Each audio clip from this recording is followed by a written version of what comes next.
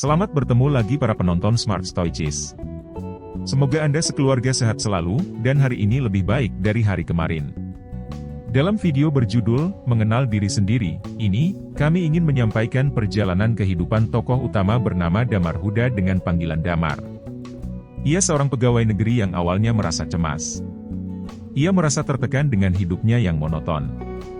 Kehidupannya mulai berubah ketika ia bertemu dengan Wibisana, seorang lelaki tua yang memperkenalkannya pada Stoicisme melalui buku, Meditations, karya filsuf Marcus Aurelius. Tertarik dengan ajaran ini, Damar mulai menerapkan prinsip-prinsip Stoicisme dalam kehidupan sehari-hari, seperti fokus pada hal-hal yang bisa ia kendalikan dan menulis jurnal harian untuk mengenal diri sendiri. Melalui pengalaman pribadi dan bimbingan Wibisana, Damar menemukan bahwa kebahagiaan sejati datang dari dalam diri. Selain itu, penegasan jika hidup adalah tentang bagaimana kita merespons setiap peristiwa dengan bijaksana. Bagaimana kelanjutan kisahnya? Silahkan menonton video ini tanpa skip, sehingga menemukan pesan positif yang ada di dalamnya. Selamat menonton!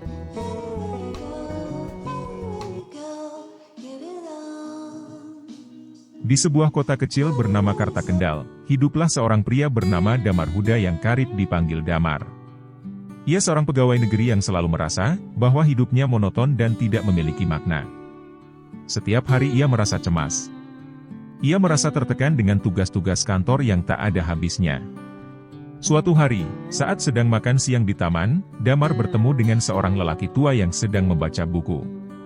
Lelaki tua itu bernama Wibisono. Damar tertarik dengan ketenangan yang terpancar dari wajah pria sepuh yang duduk di sebelahnya. Karena itu, tertarik untuk mengajaknya berbicara. "Pak, boleh tahu buku apa yang sedang Bapak baca?" tanya Damar. Mendengar sapaan yang demikian santun itu, Wibisana tersenyum. Ia pun menunjukkan sampul bukunya yang bertuliskan, Meditations, karya filsuf Marcus Aurelius, yang hidup di masa Yunani kuno. Ini adalah buku tentang Stoicisme, filsafat kuno yang mengajarkan cara untuk hidup dengan tenang dan bahagia, jawab Wibisana. Stoicisme? Apa itu, Pak? Tanya Damar dengan rasa ingin tahu. Stoicisme adalah filosofi yang mengajarkan kita untuk fokus pada hal-hal yang bisa kita kendalikan dan menerima dengan lapang dada hal-hal yang di luar kendali kita. Intinya, ini adalah seni hidup dengan bijaksana dan berserah diri pada Yang Maha Esa yang menciptakan alam dan isinya, serta menatur semua peristiwa di dunia ini, jelas Wibisana. Damar tertegun. Bisa Bapak ceritakan lebih banyak? Saya merasa hidup saya sangat kacau, mungkin ajaran yang Bapak sampaikan ini dapat membantu saya. Wibisana mengangguk. Ia pun mulai bercerita tentang prinsip-prinsip dasar Stoicisme secara detail. Juga, disertai beragam contoh peristiwa yang sehari-hari terjadi di dunia. Setelah pertemuan pertamanya dengan Wibisana, Damar memutuskan untuk mempelajari Stoicisme lebih dalam. Ia membeli buku-buku tentang Stoicisme. Tak hanya itu, ia juga mulai menerapkan prinsip-prinsipnya dalam kehidupan sehari-hari. Salah satu prinsip pertama yang ia pelajari adalah pentingnya mengenal diri sendiri. Damar mulai membuat jurnal harian untuk mencatat pikirannya, perasaannya, dan reaksinya terhadap berbagai peristiwa.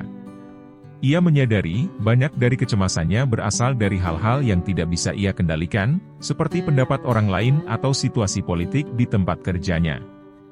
Suatu sore, Damar duduk di taman yang sama.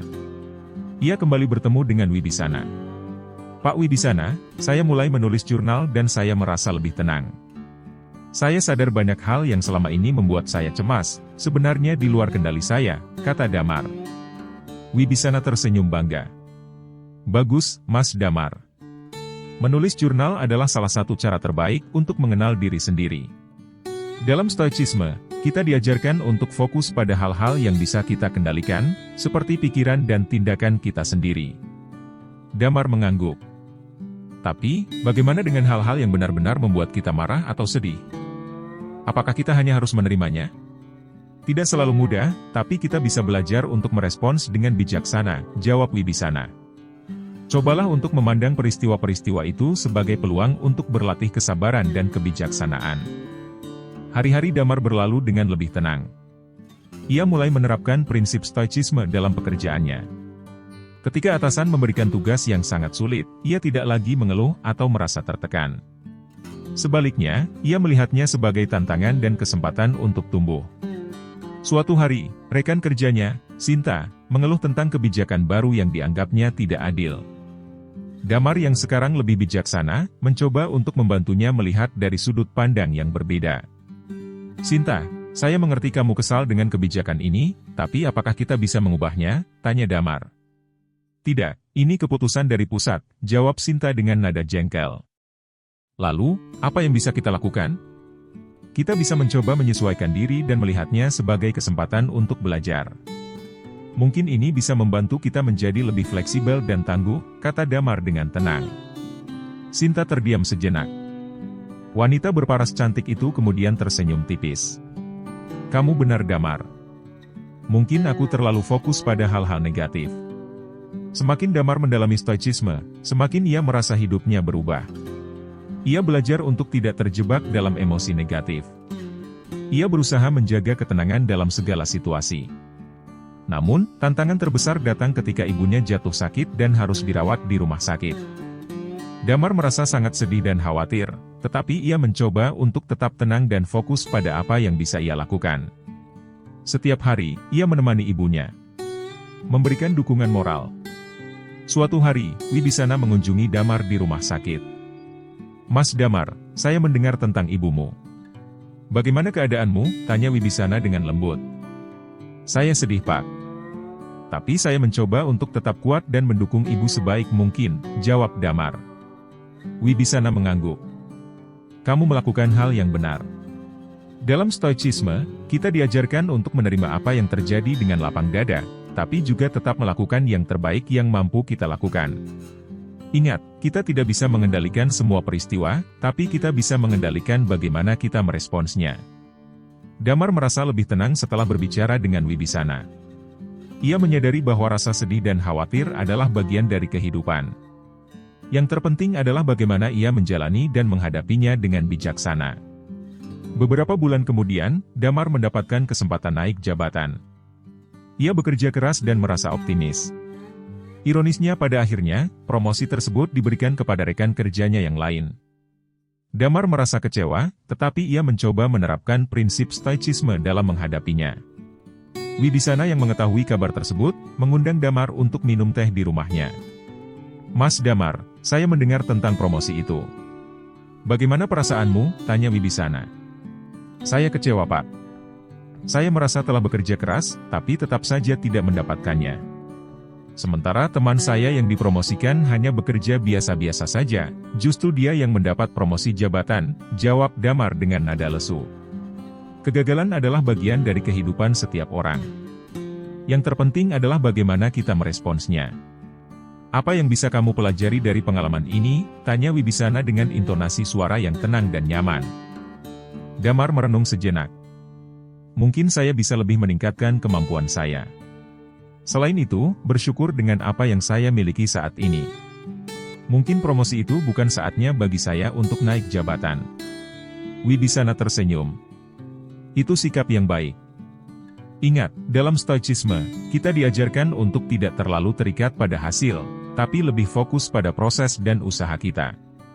Tetaplah berusaha dan percayalah, bahwa segala sesuatu terjadi sesuai dengan waktu yang tepat. Waktu berlalu, Damar merasa dirinya telah banyak mengalami perubahan. Ia lebih tenang, bijaksana, dan mampu menghadapi berbagai tantangan hidup dengan kepala dingin. Semua perubahan itu membuat kehidupan sehari-harinya menjadi lebih damai dan bermakna. Suatu pagi, saat berjalan di taman, Damar bertemu lagi dengan Wibisana. Pak Wibisana, saya ingin mengucapkan terima kasih. Ajaran stoicisme telah membantu saya menjalani hidup dengan lebih baik, kata Damar dengan tulus. Wibisana tersenyum hangat. Saya senang mendengarnya, Mas Damar. Ingatlah, stoicisme adalah perjalanan seumur hidup. Teruslah belajar dan berlatih. Yang terpenting adalah bagaimana kita menjalani hidup dengan bijaksana dan tenang, apapun yang terjadi. Damar mengangguk. Saya akan mengingatnya, Pak. Terima kasih banyak atas bimbingan dan ajaran yang Bapak berikan pada saya selama ini. Dengan semangat baru, Damar melanjutkan perjalanan hidupnya, menerapkan prinsip-prinsip stoicisme dalam setiap langkahnya. Ia kini memahami bahwa kehidupan adalah tentang bagaimana kita merespon setiap peristiwa dengan kebijaksanaan dan ketenangan, sementara kebahagiaan sejati datang dari dalam diri kita sendiri.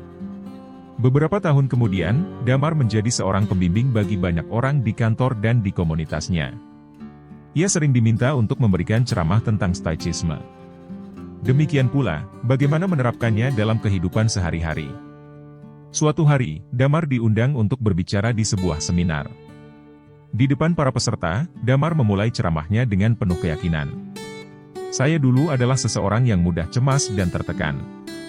Hidup saya terasa tidak bermakna sampai saya menemukan stoicisme. Filosofi ini mengajarkan saya untuk fokus pada hal-hal yang bisa saya kendalikan. Juga, menerima dengan lapang dada hal-hal yang di luar kendali saya, kata Damar. Ia melanjutkan dengan berbagi pengalaman pribadinya, tentang bagaimana stoicisme membantunya menghadapi berbagai tantangan hidup, dari pekerjaan hingga keluarga. Yang paling penting adalah mengenal diri sendiri. Tulislah jurnal harian untuk mencatat pikiran dan perasaan Anda. Ini akan membantu Anda memahami apa yang sebenarnya Anda rasakan, dan kenapa Anda merasakannya. Damar mengakhiri ceramahnya dengan pesan yang mendalam. Ingatlah selalu untuk fokus pada hal-hal yang bisa Anda kendalikan, seperti pikiran dan tindakan Anda sendiri. Jangan biarkan peristiwa eksternal menguasai ketenangan batin Anda.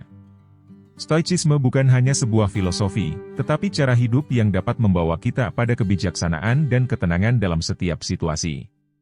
Para peserta seminar bertepuk tangan dengan meriah. Banyak di antara mereka yang terinspirasi oleh kisah Damar. Membuat mereka mulai tertarik untuk mempelajari stoicisme lebih dalam. Setelah seminar, seorang wanita muda mendekati Damar. Pak Damar, saya sangat terinspirasi oleh cerita Anda. Saya juga sering merasa cemas dan tertekan dengan pekerjaan saya. Bagaimana cara terbaik untuk memulai perjalanan saya dengan stoicisme? Damar tersenyum dan menjawab, mulailah dengan membaca buku-buku dasar tentang stoicisme, seperti Meditations, karya Marcus Aurelius. Luangkan waktu setiap hari untuk merenungkan dan menulis jurnal tentang pikiran dan perasaan Anda. Yang paling penting, praktekkan prinsip-prinsip stoicisme dalam kehidupan sehari-hari, mulai dari hal-hal kecil.